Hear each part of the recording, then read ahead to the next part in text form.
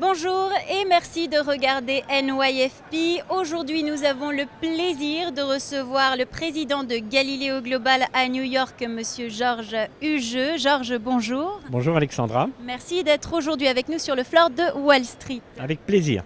Alors nous allons traiter ensemble de la situation économique et financière en zone euro. Vous avez été un des premiers à tirer la sonnette d'alarme et à prédire le scénario catastrophe dans lequel on se trouve en ce moment. Selon vous, est-ce que les mesures qui sont en train d'être prises sont pertinentes? Elles ne seront pas suffisantes sur le moyen terme, mais nous devons d'abord gérer le court terme. Et à court terme, il y a un problème de crédibilité.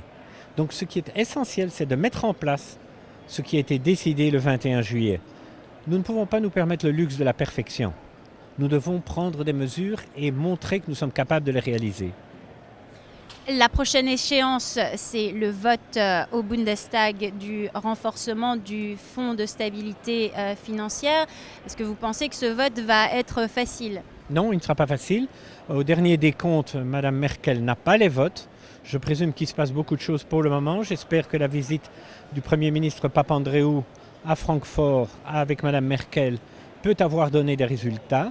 Mais effectivement, il y a un suspense qui va durer jusqu'à jeudi.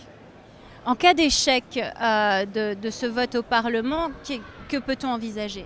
Alors la première chose, c'est qu'il va y avoir une réaction extrêmement brutale des marchés parce qu'aujourd'hui, on espère quand même que ce plan-là va être mis en place. La deuxième, c'est qu'il va falloir comprendre pourquoi ce vote a été négatif. Est-ce que cela veut dire que les Allemands rejettent tout ou bien est-ce qu'il y a certaines caractéristiques qui peuvent encore être amendées? Nous en saurons plus demain, mais aujourd'hui, il y a une forme de réaction qui semble être un peu émotionnelle. Faisons un zoom sur le secteur bancaire européen, si vous voulez bien. Depuis l'été, il est en chute libre, on peut le dire. Est-ce qu'il faudrait une sorte de réforme du système bancaire?